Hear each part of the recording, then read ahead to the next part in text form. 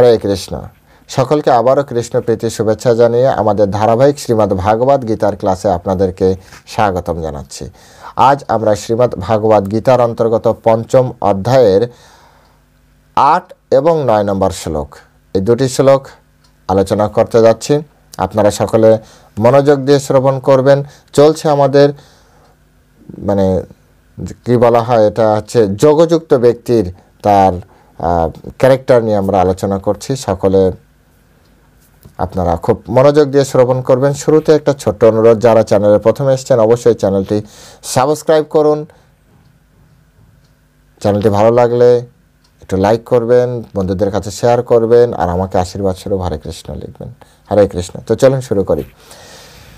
নমো ওম বিষ্ণুপাদায় কৃষ্ণপৃষ্ঠায় ভূতলে শ্রীমতে ভক্তিবেদান্ত স্বামিনীতি নামিনে নমস্তে সারস্বতী দেবী গৌরবাণী প্রচারিণে নির্বিশেষ শূন্যবাদী পাশ্চাত্য দেশতারিণে বাঞ্ছা কল্পতরুর্ভৈশ্চ কৃপা সিন্ধুবেব চ পতিতানাং পাবনেভ্যো বৈষ্ণবেভ্যো নমো নমঃ। জয় অনন্ত কোটি বৈষ্ণববৃন্দ কি জয়, শিল প্রভুপাদ কি জয়, শ্রীমদ্ ভাগবত গীতা শ্রবণকারী ভক্তবৃন্দ কি জয়, নিতাই গৌর সীতানাথ প্রীতি প্রেমানন্দে হরি বল। হরে কৃষ্ণ।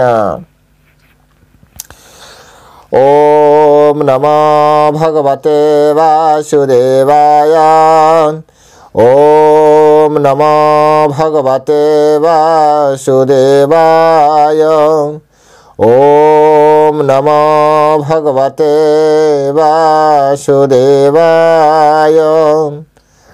শ্রীমদ্ ভাগবত গীতা পঞ্চম অধ্যায় কর্ম সন্ন্যাস যোগ, শ্লোক নম্বর 8 এবং 9। নৈব কিঞ্চিৎ করোমিতি যুক্তমন্যে তত্ত্ববিদ পশ্বান শৃণন স্পৃশন জিঘ্রান আস্নান গচ্ছন সপন সনন প্রলপন বিসৃজন গৃণ্বন উন্মিষন নিমিষানপি ইন্দ্রিয়াণি ইন্দ্রিয়ার্থেষু বর্তন্ত্বা ইতি ধারয়ন। নৈব কিঞ্চিৎ করোমি ইতি যুক্তমন্যেত তত্ত্ববিদ পশ্বান শৃণন স্পৃশন জিঘ্রান আস্নান গচ্ছন সপন সশন প্রলপন বিসৃজন গৃণ্বন উন্মিষন নিমিষানপি ইন্দ্রিয়াণি ইন্দ্রিয়ার্থেষু বর্তন্ত্বা ইতি ধারয়ন। হরে কৃষ্ণ। তো এখন আমরা শিল প্রভুপাদ কর্তৃক এই সংস্কৃত শ্লোকের যে বাংলা ভাষানুবাদ দেওয়া হয়েছে সেই ভাষানুবাদ আমরা শ্রবণ করব। অনুবাদ। চিন্ময় চেতনায় অধিষ্ঠিত ব্যক্তির দর্শন, শ্রবণ, স্পর্শ, ঘ্রাণ, ভোজন, গমন, নিদ্রা ও নিঃশ্বাস আদি ক্রিয়া করেও সর্বদা জানেন যে প্রকৃতপক্ষে তিনি কিছুই করছেন না। কারণ প্রলাপ, ত্যাগ, গ্রহণ, চক্ষুর উন্মেষ ও নিমেষ করার সময় তিনি সবসময় জানেন যে এই জড় ইন্দ্রিয়গুলি কেবল ইন্দ্রিয়ের বিষয়ে প্রবৃত্ত হয়েছে, তিনি নিজে কিছুই করছেন না। হরে কৃষ্ণ। আরেকবার পড়ছি, খুব মনোযোগ দিয়ে শ্রবণ করবেন। দুটি শ্লোকের অনুবাদ তো, কিন্তু খুব মজার ইন্টারেস্টিং বিষয় আছে। চিন্ময় চেতনায় অধিষ্ঠিত ব্যক্তি দর্শন, শ্রবণ, স্পর্শন, ঘ্রাণ, ভোজন, গমন, নিদ্রা ও নিঃশ্বাস আদি ক্রিয়া করেও সর্বদা জানেন যে প্রকৃতপক্ষে তিনি কিছুই করছেন না। কারণ প্রলাপ, ত্যাগ, গ্রহণ, চক্ষুর উন্মেষ, নিমেষ করার সময় তিনি সবসময় জানেন যে জড় ইন্দ্রিয়গুলি কেবল ইন্দ্রিয়ের বিষয়ে প্রবৃত্ত হচ্ছে, তিনি নিজে কিছুই করছেন না। হরে কৃষ্ণ। জয় শিল প্রভুপাদ কি জয়। তো এখন এই শ্লোকের উপরে শিল প্রভুপাদ কর্তৃক যে তাৎপর্য দেওয়া হয়েছে সেই তাৎপর্যের আলোকে আমরা এই শ্লোকটি হৃদয়ঙ্গম করার চেষ্টা করব। সহজে কিভাবে আমরা বুঝতে পারি এবং কিভাবে আমাদের বস্তুগত আমাদের বাস্তব জীবনে আমরা কিভাবে কাজে লাগাতে পারি। এখানে খুব স্পষ্ট করে আমরা কথা বলছি কাকে নিয়ে? আমরা কথা বলছি যোগযুক্ত ব্যক্তিকে নিয়ে। তো এই যোগযুক্ত ব্যক্তি তিনি চিন্ময়, হ্যাঁ, চিন্ময় স্তরে অবস্থিত, চিন্ময় চেতনা তার অবস্থান রয়েছে, তার যে স্তর সেটি চিন্ময় স্তর। সেই চিন্ময় স্তরে থাকার ফলে তার কি হচ্ছে, ভগবান শ্রীকৃষ্ণ আমাদেরকে জানিয়ে দিচ্ছেন যিনি চিন্ময় স্তরে অবস্থান করছেন, শিল প্রভুপাদের মতো ব্যক্তি, ভক্তি সিদ্ধান্ত সরস্বতী ঠাকুর প্রভুপাদের মতো ব্যক্তি, বা ভক্তিবিনোদ ঠাকুরের মতো ব্যক্তি, বা গৌরকিশোর দাস বাবাজি ঠাকুর, এনাদের মতো ব্যক্তি, এনারা কি করছেন, এনাদের যে লেয়ার, চিন্ময় লেয়ার, চিন্ময় স্তর, সেই চিন্ময় স্তরে ব্যক্তির যে দর্শন, তারা যা দেখেন, শ্রবণ করেন, তারা যা শ্রবণ করেন, হ্যাঁ, স্পর্শ, হ্যাঁ, তারা এরকম যে কোনো সাধারণ কোনো জড়জীবের স্পর্শ তারা এরকমই করছেন না। ঘ্রাণ, ভোজন, গমন, নিদ্রা, নিঃশ্বাস আদি ক্রিয়া করো সমস্ত কাজ তারা করছেন। তারা হয়তো তাকাচ্ছেন আপনার দিকে, কিন্তু আপনার এই জড়জগতিক শরীর তারা দেখছে না, তারা দেখছে আপনার ভিতরে যে আত্মা আছে সেই আত্মাকে তারা দেখছে। এটি হচ্ছে পার্থক্য। কি মজার একটি বিষয়। আপনার দিকে হয়তো খুব মনোযোগ দিয়ে, আপনি ভাবছেন মনোযোগ দিয়ে আপনার কথা শুনছে, আসলে তারা কিন্তু মনোযোগ দিয়ে আপনার কথা শুনছেন না, তারা হয়তো কৃষ্ণ চেতনায় বিভোর হয়ে আছেন। এ বিষয়ে খুব সুন্দর একটি উদাহরণ দেওয়া যেতে পারে রূপ গোস্বামীর জীবনচরিত থেকে। তিনি একবার সনাতন গোস্বামীর কাছে গেলেন এবং যে বলছেন, যে গোস্বামী, আমি ভজনে আনন্দ পাচ্ছি না, আপনি কৃপা করে বলুন আমার কি হয়েছে। সনাতন গোস্বামী বলছে যে ভজনে তখনই আনন্দ পাওয়া যায় না যখন তার ভিতরে বৈষ্ণব অপরাধ তৈরি হয়। নিশ্চয়ই তুমি বৈষ্ণব অপরাধ করেছ। তো রূপ গোস্বামী এই কথাটা শুনে তো চমকে উঠেছে, বৈষ্ণব অপরাধ আর স্বয়ং রূপ গোস্বামী। তো বলছে না, আমি তো এরকমভাবে কারোর সাথে কোনো এরকম কোনো কথা কাউকে বলিনি বা কারোর সাথে এরকম চিন্তা করিনি, এরকম তো কীভাবে বুঝবো আমার বৈষ্ণব অপরাধ? এখন যা হয়েছে তো হয়ে গিয়েছে, এখন এখান থেকে বেরোনোর উপায় চিন্তা করতে হবে। হ্যাঁ, তো এটা একটা ভালো যে যা হয়েছে ঠিক আছে, এখান থেকে বেরোনোর উপায় কী? তো বেরোনোর উপায় বলছে যে তোমাকে তার কাছে ক্ষমা চাইতে হবে। বৈষ্ণব অপরাধের একমাত্র উপায় হচ্ছে বৈষ্ণব অপরাধ থেকে বেরোনোর, সেই বৈষ্ণবের কাছে যে তার চরণ ধরে তার কাছে ক্ষমা চাইতে হবে, এছাড়া কোনো উপায় নেই। তো রূপ গোস্বামী বলছে, আমি তো বুঝতেই পারছি না যে আমি কার কাছে অপরাধ করেছি। তো বলছে, এক কাজ করো, তুমি ব্রজবাসীদের, মানে এই জায়গায় যারা সাধু সন্ন্যাসী আছে তাদেরকে ডেকে তুমি, হ্যাঁ, বৈষ্ণব সেবা দাও। তো বৈষ্ণব সেবা দিয়েছে। বলছে যে আসবে না সেই তোমার পরে রেগে আছে, হ্যাঁ, তার চরণে তোমার অপরাধ হয়েছে। তো সবাই এসছে, রূপ গোস্বামী সবাই এসেছে রূপ গোস্বামীর বৈষ্ণব সেবা, শুধু একজন আসেনি। কে আসেনি? একজন আসেনি, নামটা তো এই মুহূর্তে ভুলে গিয়েছি, এবং সে একটু মানে তার পায়ে একটু সমস্যা ছিল, একটু খুঁড়িয়ে খুঁড়িয়ে হাঁটতেন। তো সনাতন গোস্বামী বলছেন যে ওই বাবাজি, হ্যাঁ, উনি তোমার উপরে রেগে আছে, তোমার কোনো কারণে উনি কষ্ট পেয়েছে, তোমার ওনার চরণে বৈষ্ণব অপরাধ হয়েছে। তো রূপ গোস্বামী স্বয়ং তার কাছে গিয়েছেন, যে সুন্দরভাবে ক্ষমা চাইলেন, আপনি কেন গেলেন না, কি হয়েছে।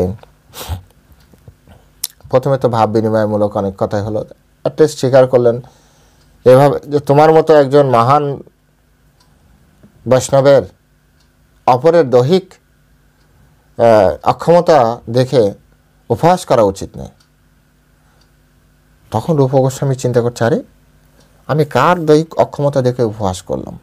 উনি শুনলেন কার সাথে আমি এরকম ব্যবহার করেছি। বলছে, তুমি আমার সাথে বলেছো? কখন করেছি? বলছে, অমুক দিন আমি তোমার পাশ দিয়ে হেঁটে আসছিলাম, তখন তুমি আমাকে দেখে হেসেছিলে। দেখুন এই এই এই যে গল্পটি, এই গল্পটির সাথে এখানে একটা আছে, যুক্ততা আছে, আমি কানেক্ট করে দিচ্ছি। তো উনি তখন রূপ গোস্বামী বলছেন, আরে আমি তো ওই সময়, যদিও তিনি এই ভৌম জগতে ছিলেন, পৃথিবীতে ছিলেন, এই ভৌম বৃন্দাবনে ছিলেন, কিন্তু তিনি অ্যাকচুয়ালি মানসিকভাবে ছিলেন চিৎ জগতে, এবং ওনাদের সেই ক্ষমতা ছিল ভজন বলে তারা এইখানে বসে চিৎ জগতে ঢুকে ভগবানের সেবায় ডাইরেক্ট করতে পারতেন এবং ভগবানকে নিত্য লীলা তারা দেখতে পারতেন। তো ওই সময় তিনি ছিলেন তো এইখানে, কিন্তু বাস্তবে তিনি ছিলেন ভগবানের কাছে, এবং ভগবান এবং রাধারানীর কোনো একটা, সেটা আমি যাচ্ছি না, কোনো একটা এরকম কনসেপ্ট, এরকম একটা কাহিনী হচ্ছিল যে লীলায় উনি হেসে ফেলেছিলেন। হ্যাঁ, কৃষ্ণ এবং রাধারানীর কোনো একটি লীলা দর্শন করে তিনি পাশেই তো ছিলেন, কারণ তিনি কিন্তু আছেন এই জগতে, হ্যাঁ, পৃথিবীতে, কিন্তু তার চেতনা কোথায়, তার তিনি স্বরূপত সেখানে সেবা করছেন। এবং সেই সেবা সামনাসামনি মানে মানে একেবারে সামনাসামনি রাধা এবং কৃষ্ণকে এমন কোনো বিষয় তাদের ভিতরে কথোপকথন বা এমন কোনো একটা আলাপে এমন একটা সিচুয়েশন হয়েছে যে ইনি হেসে ফেলেছে। এবং যখন রূপ গোস্বামী হেসেছে, ঠিক ওই মুহূর্ত দিয়ে, ওই মুহূর্ত এই ভৌমদ্বীপে, এই ব্রজমণ্ডলে ওই যে যার পায়ে একটু ডিস্টার্ব, সেই বাবাজি পাশ দিয়ে ক্রস করে যাচ্ছে। এবং ওই বাবাজি ভেবেছে মনে হয় আমাকে দেখে হেসেছে, কিন্তু আসলে কিন্তু সেইখানে ছিল না, সে কিন্তু ছিল চিৎ জগতে। হ্যাঁ, কত গুরুত্বপূর্ণ বিষয়, সে এই জগতে ছিল না, তার শরীর এখানে রয়েছে, সে এরকম হয়তো ধ্যানস্থ হয়ে এরকমভাবে বসে আছে বা কোনো কিছু, কিন্তু সে কিন্তু চেতনগত জগতে, সে ভগবানের কাছে, এবং তার স্বরূপত আত্মা দিয়ে সে সেখানে ভগবানের সেবা করছে। কত গুরুত্বপূর্ণ একটি বিষয়। তাই এখানে সেই কথাটি বলছে যে যদিও বলছে যে যদিও তারা এই জগতে থাকেন, এই যে তাদের যে দর্শন, সেই ব্যক্তির দর্শন, তাদের স্পর্শন, কিন্তু ভোজন এত কিছু করার পরও কিন্তু কোনো কিছুই তারা প্রকৃতভাবে করছেন না। হ্যাঁ, কোনো কিছুই তারা করছেন না, কারণ আসলে তারা এই জগতে থাকলেও এই জগতের সাথে তাদের লেনাদেনা থাকে না। এটা কিন্তু একটা গুরুত্বপূর্ণ বিষয়। তারা এই জগতে থাকলেও এই জগতের সাথে তাদের কোনো লেনাদেনা থাকে না। মানসিকভাবে, স্বরূপগতভাবে তারা সবসময় ভগবত ধামে অবস্থান করে। তারপরে কারণ হিসেবে ভগবান বলছেন, কারণ হচ্ছে তার যে প্রলাপ, ত্যাগ, গ্রহণ, চক্ষুর উন্মেষ, এই সব কিছু হচ্ছে, হ্যাঁ, তিনি জানেন যে এগুলি হচ্ছে এই জড়জগতের জড় শরীর, জড়ের সাথে সম্পর্ক রয়েছে। আর এখানে আরেকটি সত্য বেরিয়ে এসছে, সেটি হচ্ছে কি, তিনি নিজে কিছু করছেন না, মানে তিনি হচ্ছেন আত্মা, তিনি আত্মা। এই জড়জগতের শরীর জড়জগতের সাথে কাজ করছে, আমার তার সাথে কোনো লেনাদেনা নেই। তাই এই জগতে থেকেও একজন চিন্ময় লেয়ারে যিনি থাকেন না, চিন্ময় লেয়ারের, তিনি এই জগতে আমরা দেখতে পাচ্ছি এই জগতে আছে, কিন্তু আসলে প্রকৃতপক্ষে তিনি এই জগতে ছিলেন না। যেমন শিলা প্রভুপাদকে তৎকালীন সময় অনেকেই দেখেছেন, কিন্তু আসলে কি তিনি এই জগতে বিচরণ করতেন?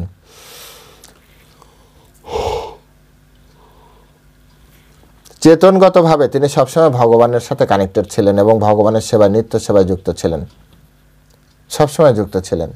তাই ওনার যে কার্যক্রম, হ্যাঁ, এটা অপ্রাকৃত কার্যক্রম। তার দর্শন, তিনি একজনকে বলে দিতে পারতেন যে এটি নিয়ে এই করবেন, এটি নিয়ে করবে, সেই তাই করত, তাই হতো, কারণ তিনি দেখতে পেতেন না। তার দর্শন আমাদের দর্শন সমান নয়। তাই বলছে যে চিন্ময় লেয়ারে অধিষ্ঠিত ব্যক্তির দর্শন, শ্রবণ, স্পর্শন, ঘ্রাণ, ভোজন, গমন, নিদ্রা, নিঃশ্বাস আদি ক্রিয়া করেও, হ্যাঁ, সর্বদা জানেন প্রকৃতপক্ষে তিনি কিছুই করছেন না, কারণ তিনি তো কৃষ্ণ সেবার জন্য করছেন, তিনি কেন করবেন? তার এখানে কোনো কিছু নেই। শিলা প্রভুপাদ খুব সুন্দরভাবে ব্যাখ্যা করছেন যে যিনি কৃষ্ণ ভাবনাময়, তার অস্তিত্ব সম্পূর্ণরূপে পবিত্র, পূর্ণরূপে কৃষ্ণ ভাবনামৃত ব্যক্তি সম্পূর্ণ পবিত্র ব্যক্তি। কিন্তু এটা আমাদের মাথায় রাখতে হবে। অনেকে বলেন না অমুক ভক্ত এরকম, অমুক ভক্ত এরকম। আপনি ভক্তের ভাব বুঝতে পারছেন না, তাই আপনার কাছে মনে হচ্ছে এরকম, কিন্তু প্রকৃতপক্ষে আপনি যদি ভাব বুঝতে পারতেন, তাহলে আপনি বুঝতে পারতেন যে আসলে কৃষ্ণ ভক্ত কেমন। কৃষ্ণ ভক্ত আপনার আমার মতো সব কিছু করেও কৃষ্ণ ভক্ত এই জগতে আমাদের মতো নয়। তাই কৃষ্ণ ভক্ত সবসময় আলাদা থাকবে। কৃষ্ণ ভক্ত, কৃষ্ণ ভাবনাময়, তার অস্তিত্ব সম্পূর্ণভাবে পবিত্র। তাই তিনি কর্তা, কর্ম, অধিষ্ঠান এবং প্রচেষ্টা ও দৈব, কয়টা? এই পাঁচটা প্রত্যক্ষ এবং পরোক্ষ কারণের দ্বারা সাধিত কর্মের সঙ্গে কোনোভাবেই সংযুক্ত নয়।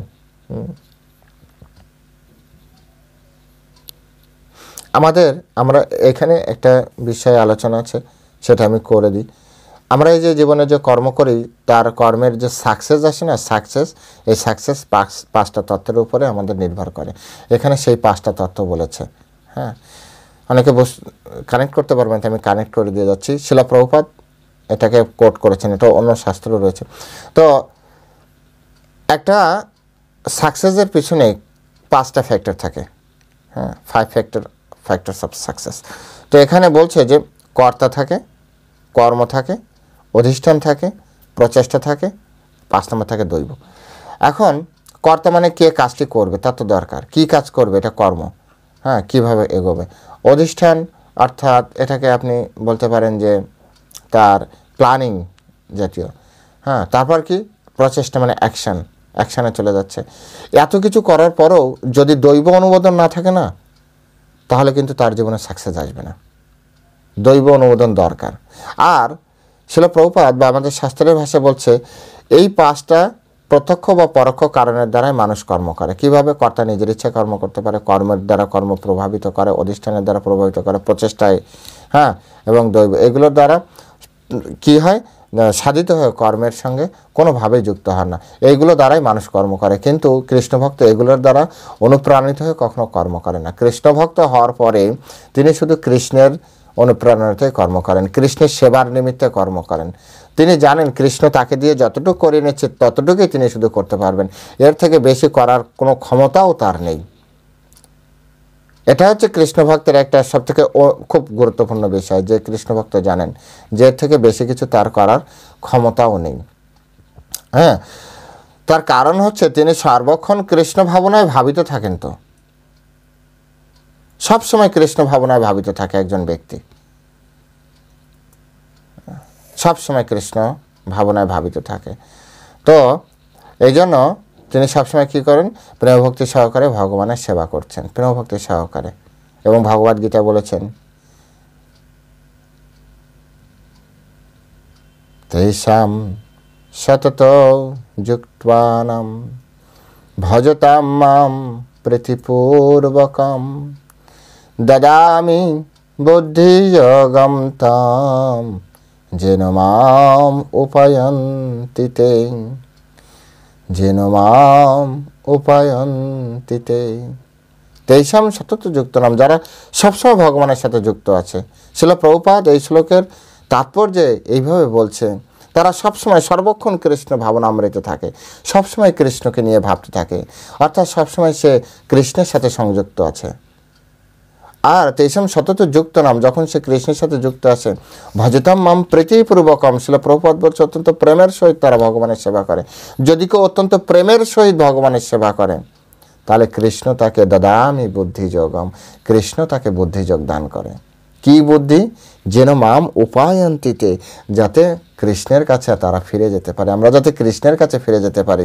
তাই যতক্ষণ একজন ব্যক্তি প্রেমের সহিত কৃষ্ণের সেবা না করবে, যতক্ষণ পর্যন্ত একজন ব্যক্তি সর্বক্ষণ কৃষ্ণের সাথে যুক্ত না থাকবে, যতক্ষণ পর্যন্ত এই দুটি কাজ না করব, ততক্ষণ পর্যন্ত কৃষ্ণ আমাদেরকে সেই বুদ্ধি দিবে না যে বুদ্ধির কারণে আমরা কৃষ্ণের কাছে ফিরে যেতে পারি। সেই বুদ্ধি কৃষ্ণ কখনো আমাদেরকে দিবে না।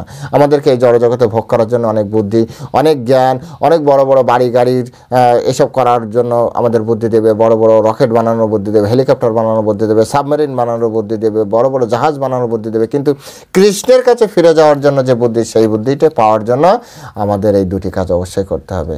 তেষাং সতত যুক্তানাং ভজতাম মাম প্রীতিপূর্বকম, কৃষ্ণকে প্রেমের সহিত ভজনা করতে হবে। এই দুটি কাজ করুন, তাহলে কৃষ্ণ বলছে দদামি বুদ্ধিযোগম ত্বাম, আমি তাহলে তোমাকে সেই বুদ্ধি দান করব, যেন মাম উপায়ন্তিতে, যাতে তুমি আমার কাছে ফিরে আসতে পারো। কৃষ্ণ নিজে বলেছেন। তাই যারা চিন্ময় স্তরে অবস্থান করছে না, তারা সবসময় কৃষ্ণ ভাবনায় রয়েছে। এই জন্য এর আগের যে শ্লোক 7 নম্বর শ্লোকে সেখানে স্পষ্ট করে তারা সবসময় কৃষ্ণের শ্লোকে দেখুন, শুধুমাত্র এই 6 নম্বর শ্লোকে কৃষ্ণ একবার বলেছে অচিরেণ অধিগচ্ছতি, অর্থাৎ তারা খুব শীঘ্রই অচিরেই আমার কাছে ফিরে আসে। তাই এইটাকে এই অচিরে ফিরে নিয়ে আসতে গেলে, যে অনেকে বলবেন ও ভগবানের তুমি যে হরে কৃষ্ণ করছো, তুমি কি ফিরে যাবে? এই হরে কৃষ্ণ করতে করতে তার যে চেতনা তৈরি হবে সেগুলো ব্যাখ্যা করছে। এটা হচ্ছে সায়েন্স, ভগবদ গীতা রিয়েল সায়েন্স। এটা হচ্ছে আমাদেরকে বুঝতে হবে, রিয়েল সায়েন্স। প্রত্যেকটা শুধু হরে কৃষ্ণ করলে একজন যেতে পারবে নাকি? কিন্তু হরে কৃষ্ণ করতে করতে তার চেতনা পরিবর্তন হবে, তার বিশুদ্ধ বুদ্ধি হবে, তার বিশুদ্ধ চিত্ত হবে, তার ইন্দ্রিয় সংযত হবে। তারপরে তার এই সমস্ত এই জড়জগতের কাজ করার ফলেও তিনি ভাববেন, তিনি চিন্তা করবেন যে এই জগতে এই আমার কিছু করার নেই, আর কোনো কাজে আমি করছি না, কারণ আমি এই দেখুন কত বড় তত্ত্ব, আত্মতত্ত্বজ্ঞানী, আমি এই শরীর নই, আমি হচ্ছে চিন্ময় আত্মা। শিলা প্রভুপাদের সে অমর ডায়লগ, যে ডায়লগের কারণে আমেরিকান বাসীরা ভক্ত হয়ে গেছে, we are not this body, we are spirit soul. আমরা এই শরীর নই, আমরা হচ্ছি চিন্ময় আত্মা। কত বড় তত্ত্ব এখানে প্রকাশ করছে, কত বড় তত্ত্ব। সেই সাংখ্যযোগের যা শিখিয়েছিল যে এই শরীর পোশাকের মতো, আমরা তো আত্মা, এখানে সে সেই কথা আত্মতত্ত্ব জ্ঞানীর ভাব কেমন সেটা আবার বুঝিয়ে দিচ্ছে। কানেকশন নেই, কানেকশন আছে, সব কিছুর সাথে কানেকশন আছে। তাই ওভারঅল বোঝার চেষ্টা করতে হবে, সব কিছু আমাদেরকে বোঝার চেষ্টা করতে হবে। একটা শ্লোকের সাথে অনেকগুলো শ্লোকের রিলেশন রয়েছে। যখন অনেকগুলো শ্লোক আমরা বোঝার চেষ্টা করব, তখন একটা সুন্দর একটা ছবি আমাদের সামনে ফুটে উঠবে।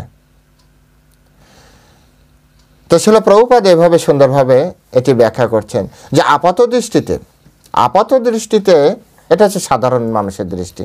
মনে হবে যে একজন কৃষ্ণ ভক্ত ভক্তি করছে, দেখো বাজারেও তো আমাদের মতো আসে, আরে কৃষ্ণ ভক্ত সবই করে। তাই শিলা প্রভুপাদ বলছে আপাত দৃষ্টিতে তোমার কাছে মনে হবে যে তিনি সব কিছু করছেন, কিন্তু প্রকৃতপক্ষে তিনি কিছুই করছেন না।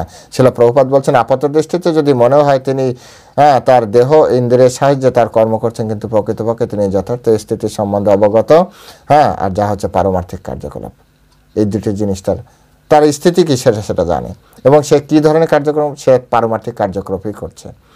বাজারে আপনিও যাবেন, কৃষ্ণ ভক্তও বাজারে যাবেন, আপনি কিনবেন আপনার জন্য, আপনার স্ত্রীর জন্য, আপনার সন্তানের জন্য, আপনার স্বামীর জন্য। কৃষ্ণ ভক্ত সে শুধু কৃষ্ণের জন্য বাজারে যাবে।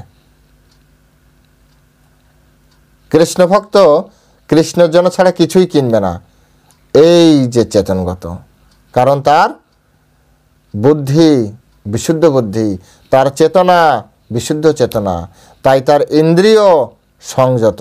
তিনি দেখবেন আমি কার জন্য কিনছি, কার জন্য নিচ্ছি, কিন্তু আপনিই পারবেন না। ওই হচ্ছে পার্থক্য। আর ওটুকুর জন্যই হচ্ছে এই হরে কৃষ্ণ মুভমেন্টে যুক্ত হওয়া, কৃষ্ণ ভাবনায় আন্দোলনে যুক্ত হওয়া, ওটুক শিক্ষার জন্যই। আর এটা প্রভু তাহলে আমি শুনে গেলাম, শিখে গেলাম, একদিনে হয়ে যাবে না, একদিনে এত সহজ নয়, অনেক বড় কনসেপ্ট, একদিনে এটা দীর্ঘ প্রসেসের ব্যাপার। শিলা প্রভুপাদ বলছে সাধন করো, ভজন করো, মরতে জানলে হয়, মরাটাও শিখতে হবে। দীর্ঘ সারাটা জীবন যদিও আপনি সাধন ভজন করেন, আর মৃত্যুর সময় যদি আপনার কৃষ্ণকে মনে না আসে, কৃষ্ণকে যদি আপনি মনে না করতে পারেন, তাহলে মনে করেন হরে কৃষ্ণই হয়ে গেল সারাটা জীবন, কিছুই প্রাপ্তি হলো না। এই সমস্ত কার্যক্রম আপনার মৃত্যুর সময়ে যে রেজাল্ট প্রদান করবে, তা কতটা সিরিয়াসলি সিনসিয়ারলি আপনাকে করতে হবে, ডেডিকেটেড হয়ে ডিউটি করতে হবে, তবে যে আপনার মনে পড়বে, আদারওয়াইজ আপনাকে মনে পড়বে না। তো এই সমস্ত কিছু হচ্ছে কৃষ্ণকে আমাদের সবসময় আমাদের মনের ভিতরে বসিয়ে রাখতে হবে কৃষ্ণকে। এক সেকেন্ডের জন্য আমরা কৃষ্ণকে ভুলে যেতে পারবো না। তার জন্য যা যা করা দরকার সব কিছু করতে রাজি আছে। কারণ এই জীবনটা যদি একবার নষ্ট হয়ে যায়, তারপরের বার আবার কবে মানুষ হতে পারবো তার কিন্তু কোনো ঠিক নেই, গ্যারান্টি ওয়ারেন্টি নেই। কারণ কত ভুল যে আমরা করছি নিয়ত, তার কিন্তু কোনো ঠিক নেই। তাই আমাদেরকে এটা বুঝতে হবে। তাই শিলা প্রভুপাদ খুব সুন্দরভাবে আমাদেরকে এগুলি বোঝাচ্ছে। শিলা প্রভুপাদ বলছে জড় চেতনায় ইন্দ্রিয়গুলি ইন্দ্রিয় তৃপ্তি সাধনের চেষ্টায় নিয়োজিত থাকে, কিন্তু কৃষ্ণ ভাবনা ইন্দ্রিয়গুলি কৃষ্ণের ইন্দ্রিয় সন্তুষ্টির জন্য বিধান করেন। যেভাবে চৈতন্য চরিতামৃতে বলা হচ্ছে, আত্মপ্রীতি বাঞ্ছা করে তাকে বলে কাম, কৃষ্ণ ইন্দ্রিয় প্রীতিবাঞ্ছা ধরে প্রেম নাম।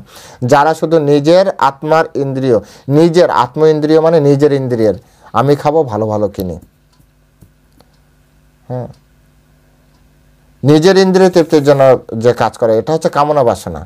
এখন এই যে কামনা বাসনা, এখন যে প্রেম নামে যে চলছে, বয়ফ্রেন্ড গার্লফ্রেন্ড, এগুলো সব কামনা বাসনার অন্তর্ভুক্ত, এগুলো কাম।